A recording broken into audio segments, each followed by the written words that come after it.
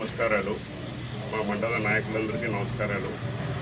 గత 2 రోజులుగా మా సహచర నాయకుడైన నందవరం మాధవరావు దేశాయ్ గారు ఏదైనా అసంతృప్తి బాధలో పడి ఏదో పత్రికా ముఖంగా కానీ సోషల్ మీడియా ముఖంగా తెలియజేస్తున్న బాధని మేము వ్యతిరేకిస్తున్నామని కాదు, అర్థం చేసుకొని మేము కూడా ఆయనను ఉద్దేశించి ఆయనకు మేము చిన్న సూచన ఇచ్చేది ఏమంటే, ఇది ఒక తెలుగుదేశం కుటుంబం.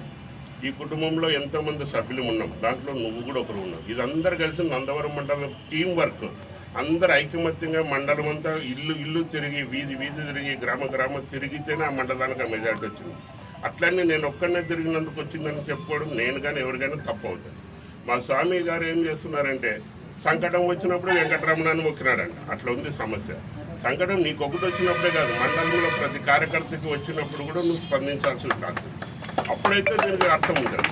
మండలంలో కార్యకర్తలకు ఏదైనా సమస్య వచ్చిండొచ్చు, ఇప్పుడు కూడా అందరికి ఉండిండొచ్చు, కానీ అది వ్యక్తపరిచే విధానం మీడియా ముందు కాదని మాకున్న పార్టీ ఆదేశాలను మేము విస్మరించరాదని చిన్న కోరిక.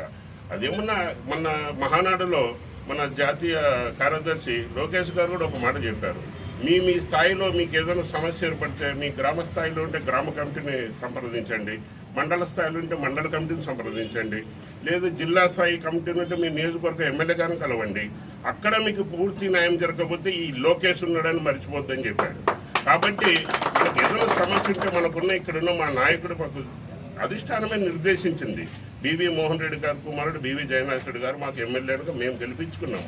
మాకు హక్కు ఉంది ఆయనను అడగడానికి, ఆయనతో కొట్లాడడానికి, మాకు ఏ సమస్య వచ్చినా ఆయనతో మేము సాధించుకోవడానికి హక్కు ఉంది. కాబట్టి ఆ హక్కును మనం నెరవేర్చుకుందామని ఆయనకి ఇచ్చే చిన్న రిక్వెస్ట్ అనుకుంటున్నాను.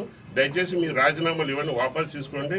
ఏదైనా మీ తరఫున మా ఎమ్మెల్యే గారికి మేము ఇక్కడున్న నాయకులు కూడా అందరూ మధ్యవర్తులుగా వహించి కానీ మీ బాధను కానీ మేము సవరించుకుంటామని మనవి చేస్తున్నాను.